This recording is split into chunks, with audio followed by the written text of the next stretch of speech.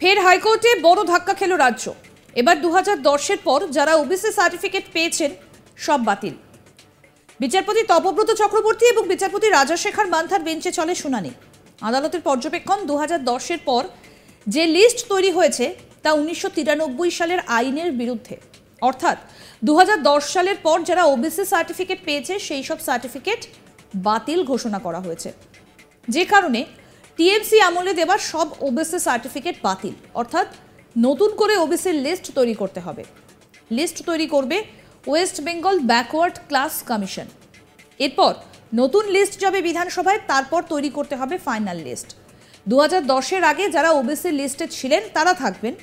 2010-এর পর ওবিসি কোটায় যারা চাকরি পেয়েছেন তাদের চাকরি যাবে না। আদালতের পর্যবেক্ষণ, 2010-এর ওবিসি লিস্ট 1993 আইনের বিরুদ্ধে। 2010 সালে বাম সরকার অতি অনগ্রসর শ্রেণী সৃষ্টি করে, যার নাম ওবিসি। 2011 সালে টিএমসি আসার পর চূড়ান্ত রিপোর্ট ছাড়াই ওবিসির লিস্ট তৈরি করে। মামলাকারীদের অভিযোগ, এতে প্রকৃত পিছিয়ে পড়া শ্রেণী সংরক্ষণের সুবিধা থেকে বঞ্চিত। কি বলছেন আইনজীবী সুদীপ্ত দাশগুপ্ত, শুনবো তার কথা। মামলার দাবি ছিল যে যাদেরকে ওবিসি হিসেবে অন্তর্ভুক্ত করা হয়েছে, আইন না মেনে করা হয়েছে, 93-এর আইনকে বাইপাস করে করা হয়েছে, এবং যারা প্রকৃত পিছিয়ে পড়া বা ব্যাকওয়ার্ড ক্লাস তাদের অন্তর্ভুক্ত করা হয়নি। আজকে মহামান্য ডিভিশন বেঞ্চ আদেশ দিয়েছে 2010-এর পরে যারা ওবিসি হিসেবে অন্তর্ভুক্ত হয়েছে তারা বাতিল, 2010-এর আগে যারা ওবিসি হিসেবে অন্তর্ভুক্ত ছিল তারা বৈধ, এবং নতুন করে 93-এর আইন মেনে ওবিসি লিস্ট তৈরি করতে হবে। কিন্তু 2010-এর পরে ওবিসি সার্টিফিকেটের ভিত্তিতে যারা চাকরি পেয়েছে বা চাকরি পাওয়ার মতন অবস্থা আছে তাদের চাকরি থাকবে। মামলাকারী কে ছিলেন, মানে নাম বলুন? একজন সমাজকর্মী পাবলিক ইন্টারেস্টিগেশন করেছিল, মানে চন্দ্র দাস। এটা জনস্বার্থ মামলা। কিন্তু বিচারপতি তপব্রত চক্রবর্তী, বিচারপতি রাজাশেখর মান্থার বেঞ্চে কেন, মানে জনস্বার্থ? এটা অ্যাসাইন্ড হয়েছিল ওনাদের স্পেশাল ডিভিশন। মানে এটা কি ওই 2010 সালের ওই সময়ের মামলা? আমাদের প্রতিনিধি মানস নস্কর কি প্রতিবেদন তুলে ধরলেন, আসুন শোনাই। 2010 সালের পর যে সমস্ত ওবিসি শংসাপত্র প্রদান করা হয়েছিল তা বাতিল বলে ঘোষণা করলো বা তা বাতিল করার নির্দেশ দিল কলকাতা হাইকোর্ট। বিচারপতি তপব্রত চক্রবর্তী ও বিচারপতি রাজাশেখর মান্থার ডিভিশন বেঞ্চ এদিন একটি নির্দেশে জানিয়েছে যে 2010 সালের পর যে সমস্ত ওবিসি শংসাপত্র প্রদান করা হয়েছে তা বাতিল করার নির্দেশ দেওয়া হচ্ছে। রাজ্য সরকার নতুন করে ওবিসি তালিকা তৈরি করে তারপর ফের নতুন করে শংসাপত্র প্রদান করবে। প্রসঙ্গত 2011 সালে তৎকালীন বামফ্রন্ট সরকার 2010 সালে একটি অন্তর্বর্তী রিপোর্টের মধ্যে দিয়ে ওবিসিদের জন্য একটি তালিকা তৈরি করেছিল। কিন্তু বর্তমান সরকার, তৃণমূল সরকার ক্ষমতায় আসার পর 2011 সালে সেই তালিকা, পূর্ণাঙ্গ তালিকা না তৈরি করেই সেই অন্তর্বর্তী তালিকার পরিপ্রেক্ষিতেই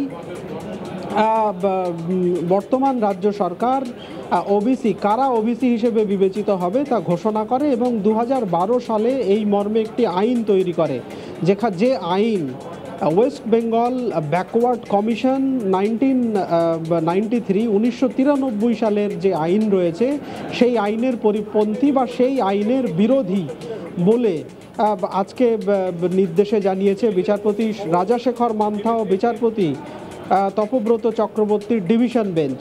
এবং নির্দেশে জানানো হয়েছে যে রাজ্য সরকার নতুন করে এই বিষয়ে, যে West Bengal commission for backward, তারা নতুন করে এই বিষয়ে তালিকা তৈরি করবে এবং তালিকা করে সেই তালিকা পাঠাবে বিধানসভায়। বিধানসভা নতুন করে পরবর্তীতে কারা ওবিসি হিসেবে বিবেচিত হবে সেই বিষয়ে পরবর্তীতে আইন তৈরি করবে। তবে 2010 সাল থেকে আজ পর্যন্ত এই শংসাপত্রের বলে যারা চাকরি বা অন্য কোনো সুবিধে নিয়েছেন তাদের চাকরি বা অন্য কোনো কিছু থেকে বঞ্চিত করা যাবে না, বা তাদেরকে কোনো রকমভাবে বিতাড়িত করা যাবে না, এই সুযোগ পাওয়ার থেকে তাদেরকে বঞ্চিত করা যাবে না। তবে পরবর্তীতে যাদের এই শংসাপত্রের বলে নতুন করে কেউ কোনো সুযোগ নিতে পারবেন না, বা এই যে শংসাপত্র তা কার্যকর থাকবে না। পরবর্তীতে রাজ্য সরকার নতুন করে ফের তালিকা তৈরি করে তারপর ওবিসি হিসেবে কারা বিবেচিত হবে তা ঠিক করবে। প্রসঙ্গত 2010 সালে অমল চন্দ্র দাস নামে এক ব্যক্তি কলকাতা হাইকোর্টে একটি জনস্বার্থ মামলা দায়ের করেছিলেন, যে মামলায় তার বক্তব্য ছিল প্রকৃত পিছিয়ে পড়া যারা, যেটা তৎকালীন বামফ্রন্ট সরকারের উদ্দেশ্য ছিল যে একেবারে পিছিয়ে পড়া শ্রেণী তাদের চিহ্নিত করে তাদেরকে যাতে সমাজের মূল স্রোতে আনা যায়, তাদের সুযোগ পাইয়ে দেওয়ার জন্যেই এই ওবিসি যে তালিকা, সেই তালিকা তৈরি করার প্রচেষ্টা ছিল তৎকালীন বামফ্রন্ট সরকারের। কিন্তু পরবর্তীতে বর্তমান রাজ্য সরকার সেই বিষয়ে অন্তর্বর্তী যে রিপোর্ট তৎকালীন বামফ্রন্ট সরকার দিয়েছিল, সেই রিপোর্ট পূর্ণাঙ্গ রিপোর্ট না খতিয়ে দেখেই রাজ্য সরকার ঘোষণা করে দিয়েছিল কারা ওবিসি হিসেবে বিবেচিত হবে। তার ফলে কোথাও যারা প্রকৃত পিছিয়ে পড়া তারা এই আইনের সুযোগ নিতে পারেনি, তুলনায় যারা এগিয়ে রয়েছে বা সামাজিক ক্ষেত্রে যারা উচ্চ অবস্থান করে তারা এই আইনের সুবিধে নিয়ে চাকরি বা অন্যান্য ক্ষেত্রে বহাল হয়েছে। সেই বিষয়েই কলকাতা হাইকোর্ট মান্যতা দিয়েছে এবং কলকাতা হাইকোর্টের ডিভিশন বেঞ্চ জানিয়েছে যে 1993 সালের যে আইন ছিল সেই আইনের পরিপন্থী বর্তমান রাজ্য সরকারের এই আইন। সেই জন্যেই সেই আইনের বলে যারা শংসাপত্র পেয়েছিল সেই শংসাপত্র বাতিল করা হচ্ছে। রাজ্য সরকার নতুন করে আইন তৈরি করবে, ওয়েস্ট বেঙ্গল ব্যাকওয়ার্ড কমিশন এই বিষয়ে নতুন করে তালিকা ঠিক করবে যে কারা ওবিসি হিসেবে বিবেচিত হবে, এবং তারপর রাজ্য সরকার নতুন করে ওবিসি হিসেবে কারা সুবিধে পাবে না পাবে সেটা পরবর্তীতে রাজ্য সরকার বিধানসভায় আইন করে ঠিক করবে। আপাতত 2010 সালের পর থেকে আজ পর্যন্ত যে সমস্ত যারা এই আইনের বলে ওবিসি শংসাপত্র পেয়েছিলেন তা বাতিল করার নির্দেশ দিয়েছে কলকাতা হাইকোর্ট। তবে যারা এই শংসাপত্রের বলে চাকরি বা অন্য কিছু সুযোগ সুবিধা নিয়েছে তাদেরকে সেই সুযোগ থেকে বঞ্চিত করা যাবে না বলে কলকাতা হাইকোর্ট নির্দেশে জানিয়েছে। ফলে কোথাও মানবিক দৃষ্টিভঙ্গি আদালতের তরফেও ব্যক্ত করা হয়েছে, যারা এই আইনের বলে সুযোগ নিয়েছে তাদের চাকরি বা অন্য কিছু থেকে বঞ্চিত করা হবে না এই নির্দেশের ফলে। একদিকে যেমন প্রায় 5 লাখ আইনজীবীদের অনুমান যে 5 লক্ষাধিক ব্যক্তির শংসাপত্র বাতিল হতে পারে, তার মধ্যে বহু ব্যক্তি আছেন যারা চাকরি বা অন্যান্য সুযোগ সুবিধা নিয়েছেন। ফলে কোথাও তাদেরকে আদালত তাদের প্রতি মানবিক দৃষ্টিভঙ্গি রেখেই। আরও আপডেট পেতে দেখতে থাকুন আজ তাক বাংলার ইউটিউব চ্যানেল, সাবস্ক্রাইব করুন।